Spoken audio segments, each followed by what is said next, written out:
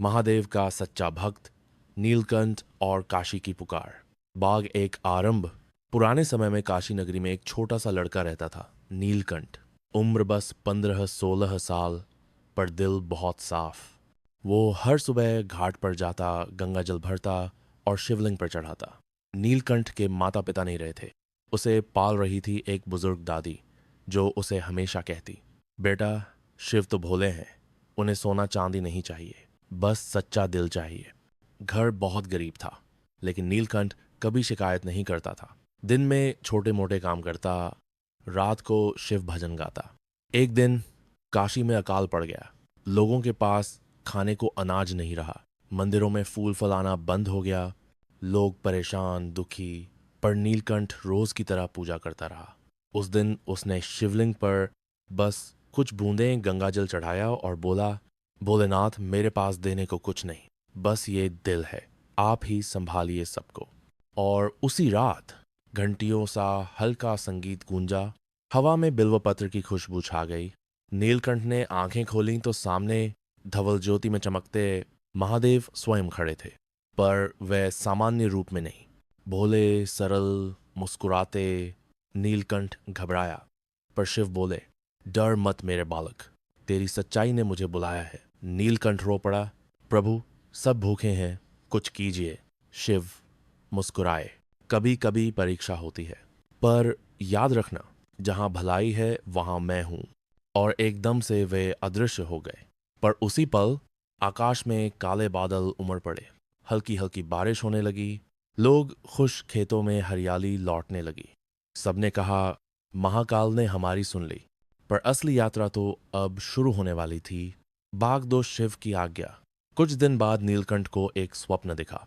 महादेव बोले, काशी के पास के जंगल में एक पुराना शिवलिंग दबा हुआ है, उसे खोज और स्थापित कर।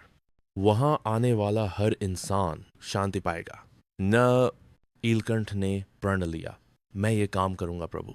पर जंगल डरावना था, रास्ता लंबा। लोगों ने कहा, मत जा बेटा, वहां भटक जाते हैं। पर नीलकंठ बोला, जहां शिव हैं वहां डर नहीं। और वो अकेला चल पड़ा।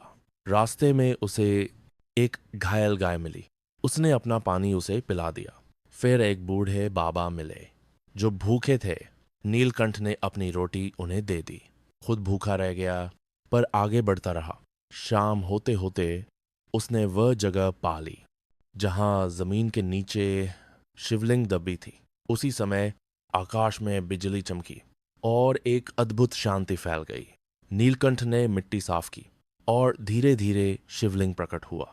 उसे लगा जैसे भोलेनाथ मुस्कुरा रहे हों। ही भाग 3 चमत्कार।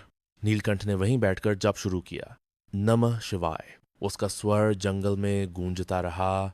अचानक बीमारी से परेशान, दुखी, थके लोग अपने आप वहां आने लगे।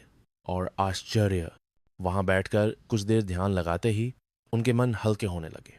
कोई रोता, फिर मुस्कुरा देता, कोई गुस्सा छोड़ देता, कोई जीवन का रास्ता पा लेता।